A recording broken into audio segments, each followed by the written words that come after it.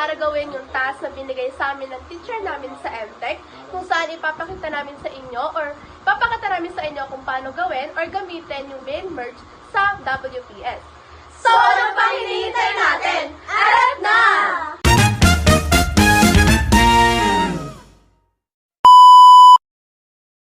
Hello sa inyo. Ipapakita ko naman kung paano gumamit ng mail merge sa ating MS Word. Una, kailangan natin ng MS Word at Excel. Sa Excel guys, kailangan natin gumawa ng attendance kung saan nakalagay ang mga last name at first name natin. At sa MS Word naman, kailangan natin ng isang certificate na kung saan natin nilalagay ang mga pangalan na ginawa natin sa ating Excel. Sa Excel naman, pagkatapos natin gumawa ng mga attendance na may last name at first name, i-save natin ito. Makikita mo ang save button sa top left.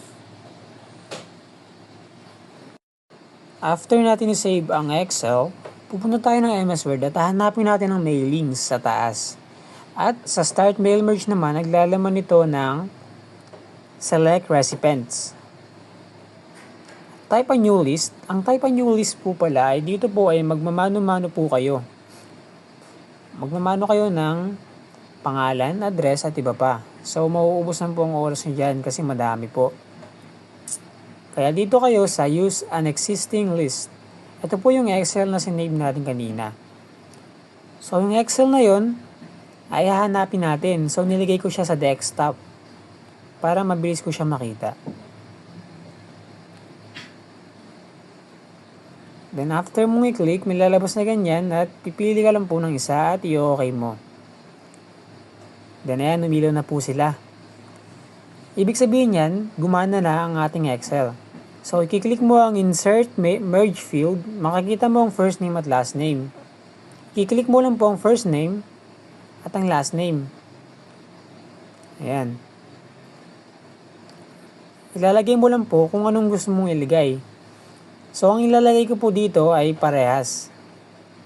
And for first name at last name. After mo i-click ang first name at last name, pipindutin mo po ang preview results. Diyan lalabas ang mga pangalan na sinulat natin sa Excel. Dito, i-click natin ang arrow sa taas para lumabas lahat ng pangalan.